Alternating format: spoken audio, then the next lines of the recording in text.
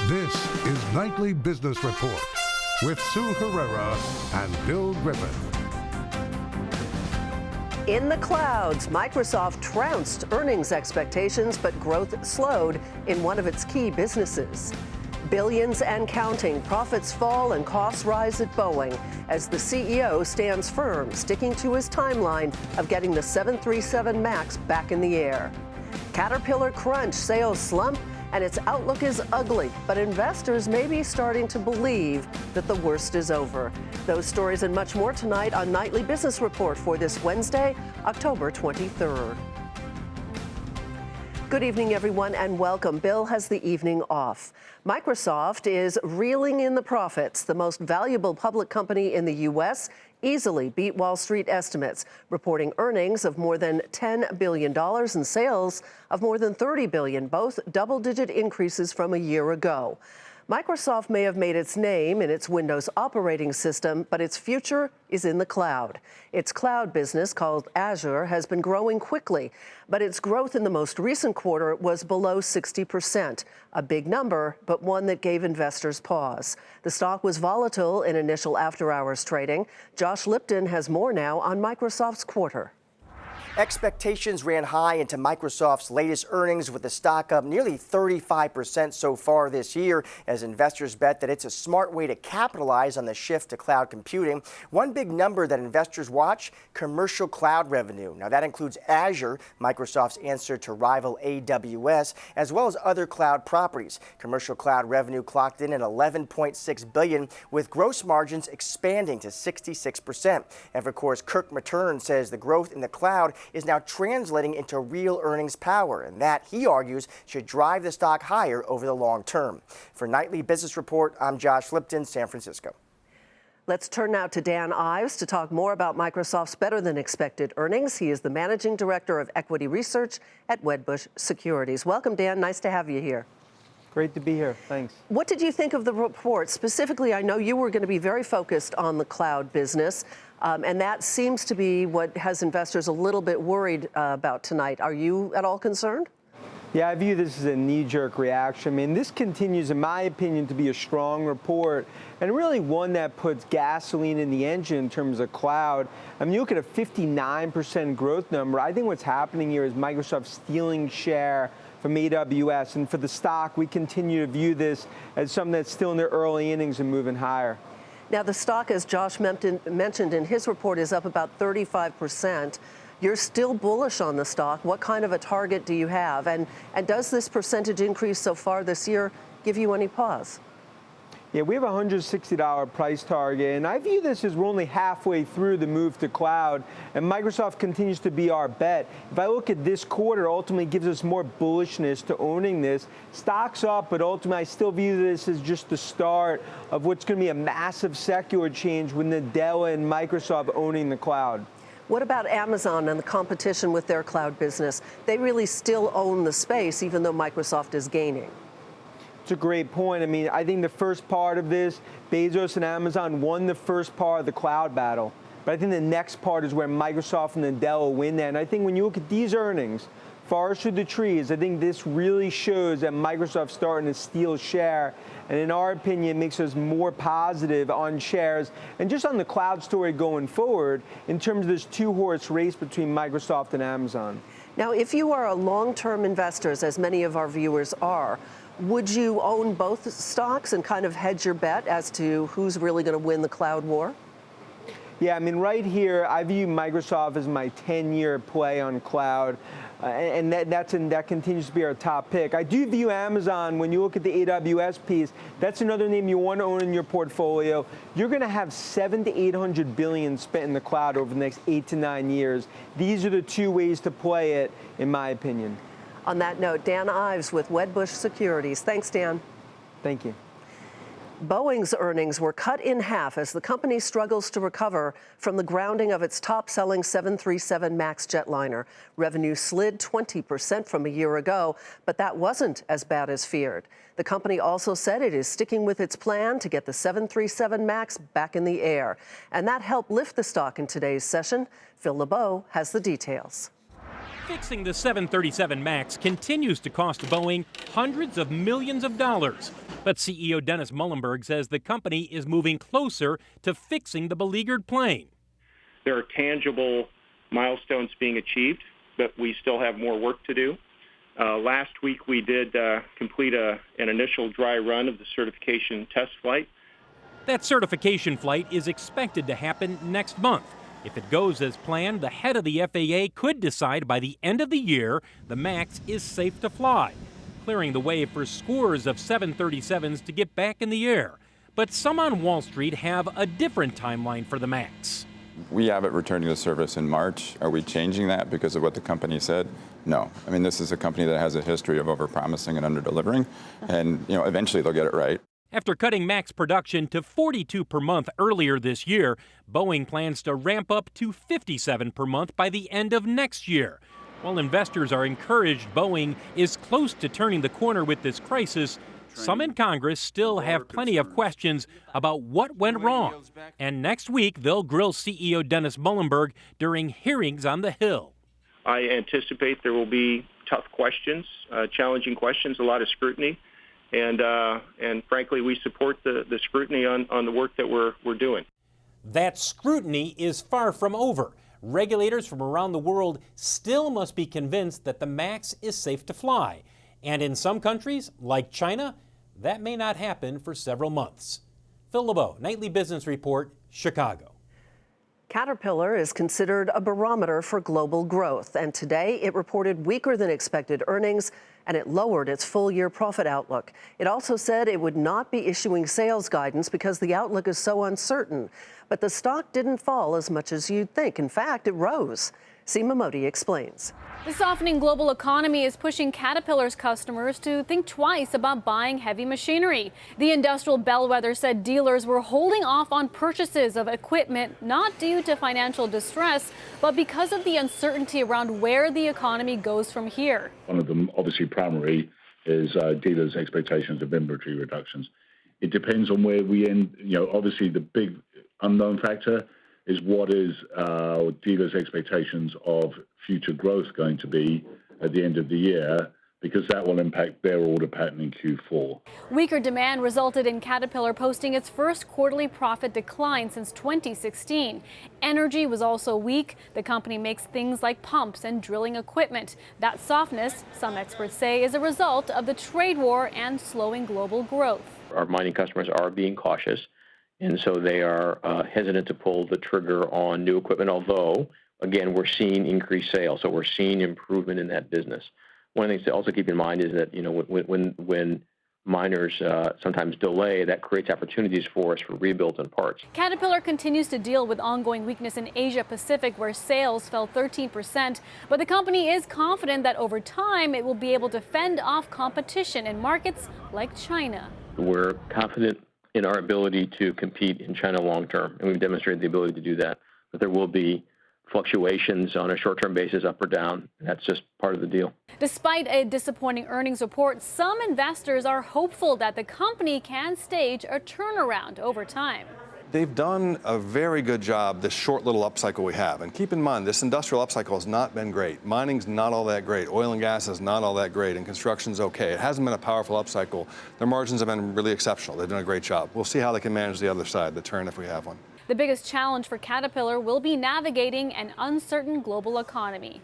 For Nightly Business Report, Seema Modi. Those earnings were not enough to firmly drive stocks in one direction or another. The major averages kind of wobbled, trading in a narrow range throughout the session. The Dow Jones Industrial Average rose 45 points to 26,833. The Nasdaq was up 15, and the S&P 500 added 8. And now comes the hard part, making sense of corporate America's hits and misses this earnings season. Bob Pisani is here to help lead the way.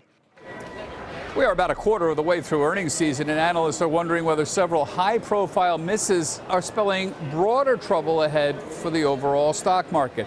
FedEx, McDonald's, now Caterpillar, and Boeing have all missed earnings expectations by a significant amount. We're talking a miss of 30% by Boeing. That's a real outlier.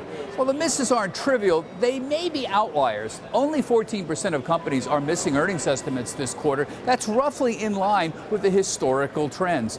And most of these large misses are either company or sector specific. So Boeing's 737 MAX jet issues are very well known. FedEx had many company specific issues. Look at their rival UPS. They boasted strong numbers, particularly in its next day air delivery service. They didn't have the same problems FedEx had. McDonald's likely saw some significant traffic diversion around that whole chicken sandwich wars earlier in the last few months at competitors like Popeyes. But if the misses really reflect the trends in the broader economy, you'd be seeing far more companies missing, and overall guidance would be much worse than it is. So this leaves Caterpillar. This is the poster child for the trade wars and for Canada. Caterpillar reduced dealer inventory due to uncertainty in the global economy resulting from trade tensions. That's their words. And they said end user demand was flat. But Caterpillar's earnings trends have been very poor for more than a year, not just this quarter. And the fact that the stock is up today seems to indicate that the street believes that Caterpillar's earnings could be bottoming. The question now is a global slowdown getting priced in? Alec Young from FTSE Russell calls this the muddle-through market, where investors are expecting 1 to 2% GDP growth and maybe 5% earnings growth or less in 2020. But that's a lot better than recession fears that we had 6 months ago. For Nightly Business Report, I'm Bob Pisani at the New York Stock Exchange. It is time to take a look at some of today's upgrades and downgrades. Coke was upgraded to buy from neutral at UBS. The analyst cites price increases, its acquisition of a global coffee brand, and innovation. The price target is $63. The stock rose more than 1.5% to $54.64. Travelers was upgraded to hold from sell at Deutsche Bank. The analyst says underwriting margins may be bottoming. The price target is $140. Shares of the Dow component gained 1.5% to 132.16. Walgreens Boots Alliance was downgraded to neutral from overweight at JP Morgan. The analyst there cites growth challenges in the near term. The price target is $63. The stock fell 1% to $54.56. And ServiceNow was downgraded to neutral from buy at Mizuho Securities. The analyst cites the departure of the company's CEO and a broader concern over employee attrition. Last night, you may remember we told you that ServiceNow's CEO is going to go over and head Nike. The price target is $230. The stock is down more than 3.5% to $220.01. Still ahead, Facebook's CEO did not find many friends among lawmakers on Capitol Hill.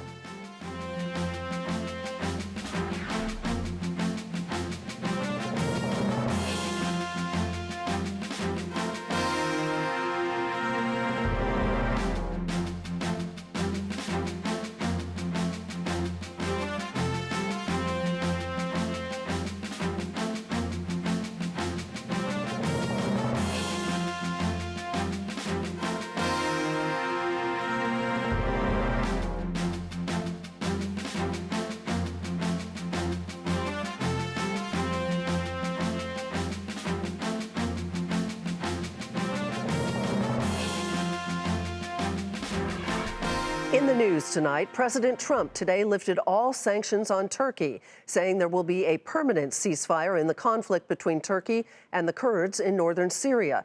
The ceasefire required Kurdish forces to move out of a roughly 20-mile zone on the Turkish border. By the moves that we've made, we are achieving a much more peaceful and stable area between Turkey and Syria, including a 20-mile wide safe zone. The administration says it reserves the right to reimpose the sanctions if Ankara falls short of its obligations, adding that it's not the job of the U.S. military to police the world. Facebook CEO Mark Zuckerberg went to Capitol Hill today to answer questions about his company's cryptocurrency project called Libra, and he found himself defending just about every part of his social media network. Elon Mui has more on the heated hearing. Mark Zuckerberg's hearing on Capitol Hill lasted all day. Facebook's founder and CEO fielded questions on everything from election security and political speech to privacy and competition. Democrats were angry and at times exasperated. Facebook changes the rules when it can benefit itself. Have you learned that you should not lie? Facebook has been systemically found at the scene of the crime. For the richest man in the world to come here and hide behind the poorest people in the world and say that's who you're really trying to help. You're trying to help those for whom the dollar is not a good currency: drug dealers, terrorists, tax evaders. Republicans were also tough on Zuckerberg, but some of them cautioned against the broader big tech backlash. That's why I believe that American innovation is on trial this day in this hearing. The focus of the hearing was supposed to be Facebook's ambitious plan to launch a cryptocurrency called Libra. Zuckerberg said he understands why Washington is skeptical. I get that I'm not the ideal messenger for this right now. We've faced a lot of issues over the past few years, and I'm sure there are a lot of people who wish it were anyone but Facebook who were helping to propose this. He promised lawmakers that Facebook would not move forward with Libra unless it gets approval from U.S. regulators. And if it doesn't, Zuckerberg said he would be willing to leave the association backing the cryptocurrency. However, there would be costs to stepping away. While we debate these issues, the rest of the world isn't waiting. China is moving quickly to launch a similar idea in the coming months. Libra is going to be backed mostly by dollars, and I believe that it will extend America's financial leadership around the world, as well as our democratic values and oversight. But if America doesn't innovate, our financial leadership is not guaranteed. This was Zuckerberg's first public testimony on Capitol Hill in 18 months. He leaned forward in his seat while listening to questions and while answering them. This hearing may be over, but the spotlight isn't going away. For Nightly Business Report, I'm Ilan Mui in Washington. Sales of one of Eli Lilly's top-selling drugs misses the mark, and that's where we begin tonight's market focus. Rebates and discounts on Lilly's diabetes drug Trulicity curbed revenue and came in shy of targets. But the drug maker did top expectations, and it raised its full-year earnings forecast. Shares fell more than 2% to $107.40. Profit at health insurer Anthem rose more than 20% thanks to enrollment gains from people enrolled in Medicare Advantage and Medicaid. Anthem's 2020 guidance was also better than feared, easing some concerns that rising medical costs would cut into its profits. That helped send shares up more than 1% to $263.51. Norfolk Southern's profit fell as the railroad carried less freight in the quarter. The company also sees industry headwinds with tariff uncertainty and global weakness that could impact the coal and steel transport markets. Norfolk Southern shares slipped more than 2% to $184.87. And shares of Resideo Technologies fell following the company lowering its revenue guidance. The smart home and security products company also said its CFO will be leaving and that it has begun a comprehensive operational and financial review. Shares lost nearly 40% of their value today to finish at $9.50. And after the bell, Ford posted a lower than expected profit as higher warranty and incentive costs and slower demand in China hit its bottom line. The automaker also cut its full-year guidance. Shares initially fell following the news, but they closed the regular session up about 1.5% to $9.21. Also, after the bell, Tesla shares initially spiked after the electric car maker posted a surprise profit for the quarter, but revenue did fall slightly from a year ago. And you can see the after-hours move after closing the regular session down a fraction to 254.68. Well, price target hikes are pretty common on Wall Street, but today there were a couple that caught our attention. Wells Fargo and Morgan Stanley increased their target on the paint company Sherwin-Williams to $650 a share. Now, there are only a handful of companies that trade at that high of a dollar amount, which got us thinking, why do companies choose to keep their stock prices so high? We decided to examine the phenomenon in a segment that we are calling Surprising Stocks. And joining us to talk about all this is Art Hogan. He is the Chief Market Strategist at National Securities. Good to see you, Art. Nice to see you, too. Thanks so much for having me. Sherwin-Williams was a surprise for me with the price that it's trading at. But if you broaden it out, why would a company choose to keep its price that high instead of splitting it? Yeah, it's such a great question. So on the company side, there's three kind of fundamental reasons why they like to keep it there. There's a prestige thing, and all of a sudden, sort of post the 1999, 2000 timeframe when everything fell apart, the higher stock price, it just seemed like you were a fancier and better company, and that's been pretty persistent. So we've seen that. And the second thing is large institutional investors pay by the share, so they put a lot of pressure on companies not to actually split their share price so they don't have to pay as much in transacting and investing in companies. And then the third thing is, remember both in 1999, 2000, and then 2008, when stock prices came down precipitously, if you started at a lower level and you slipped below $10, it became a very slippery slope for your stock to get down to a level that you might get delisted, or your stock price might be too low that you couldn't trade on some exchanges, or you couldn't be in some funds. So I think that's probably the three main drivers for corporations. So for that last one that you mentioned, it could be a defensive strategy in case very much so. If the CFO or the CEO thinks that perhaps the economy is slowing down or we're headed for a recession or something along those lines. Yeah, that's generally the thought process. There's that sort of prestige thing. I've got a $1,000 stock or a $500 stock. There's that pressure you get from large institutional investors say, hey, listen, we're paying by the share, so we don't care how expensive your stock is. And the third thing is, hey, remember what happened in 2008 when we got down to $5 and half the funds in the world couldn't invest in us because our stock price was too low. So it's those types of things. They're really, those are the fundamentals, but I don't think those are great reasons. But on the other side, one of the reasons that you might want to split your stock, I would think, that you broaden out your shareholder base. Oh, absolutely. So human psychology, for whatever reason, it's just easier for me to contemplate that a $20 stock is going to go to 40. And I think I'm buying more of it if I'm buying it at 20, even though I'm spending $10,000, than if I pay $200 a share and it goes to $400. The contemplation of going from 20 to 40 is easier for me to grasp as an investor than it is to think a stock can go from 200 to 400. And even though I invested $10,000 in that stock at either stock price and that percentage gain is exactly the same, I just believe it's easier for it to happen from 20 to 40. Right. I believe I can buy more of it. It's just it's a human nature thing. And you get more investors that say, I can afford to buy this stock because it's $20. I can't afford to buy this stock because it's $400. Right. What about liquidity, though, overall in the stock? Yeah. The more shares you have outstanding, the more likely your shares are going to trade an awful lot. And I think that helps in that liquidity. So if you're a holder, you're probably going to be able to get in and out without moving a stock around that much when there's more liquidity, when there's more volume in your stock. So I think there's a whole lot of benefits. The largest of those are psychological for lower price stocks. On that note, Art, thanks so much. Art Hogan My pleasure. with National Securities. And coming up, why a new harvest may be coming to Wall Street. The most valuable hemp crop in U.S. history is being harvested right now. I'm Frank Holland. Coming up on Nightly Business Report, I'll take you inside the growing CBD industry.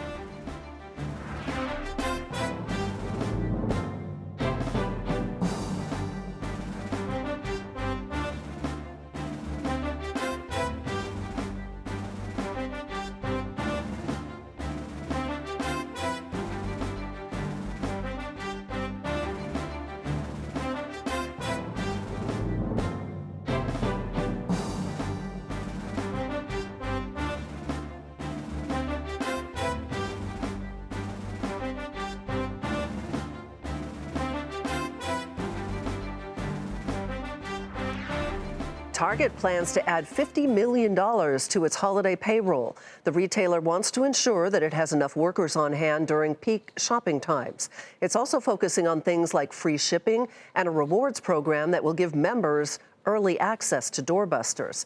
Separately, Walmart will start advertising holiday discounts online this week in an effort to attract holiday shoppers early.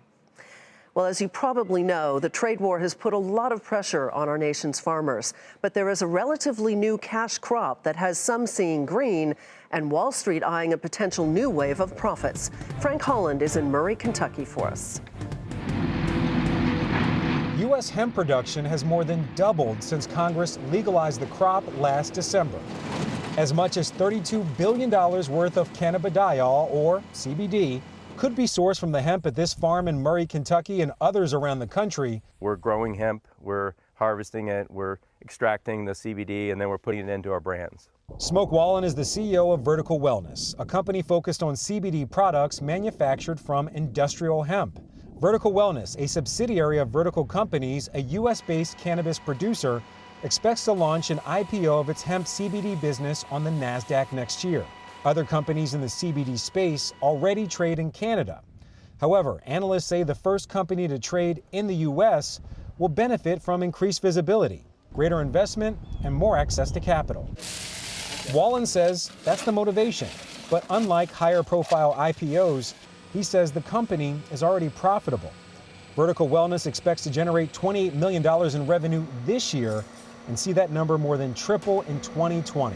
by selling 75% of its hemp and using 25% in its own brands of CBD products. Right away, we're going to see a profitable company scaling very quickly. So, I don't really focus on revenue so much. I know that the market is really geared to that kind of stuff. I focus on driving EBITDA and cash flow so we can scale a business profitably. It's the same goal for Nathan Musser, a tobacco and soybean farmer who started growing hemp in the spring of 2018 as part of a state pilot program. After hemp became legal, he decided to plant 8 times more. The profits on the hemp is in line with the tobacco, probably 15 to 20% higher though than the tobacco. And with the corn and soybeans, it is substantially higher. Hemp is also a substantially cheaper source of CBD than cannabis. Farmers and Vertical Wellness both hoping to capitalize on this emerging cash crop. It's about how do you build something that's really, truly scalable and sustainable. Regulation still remains the biggest headwind for the domestic hemp and CBD industry. Both the Department of Agriculture and the Food and Drug Administration are drafting guidelines for how hemp can be grown, as well as how CBD can be used in food and drinks. For Nightly Business Report, I'm Frank Holland in Murray, Kentucky. And before we go, another look at the day's final numbers on Wall Street. The Dow rose 45 points, the Nasdaq up 15, S&P 500 added 8. And that is Nightly Business Report for tonight. I'm Sue Herrera. Thanks for joining us, and we'll see you tomorrow.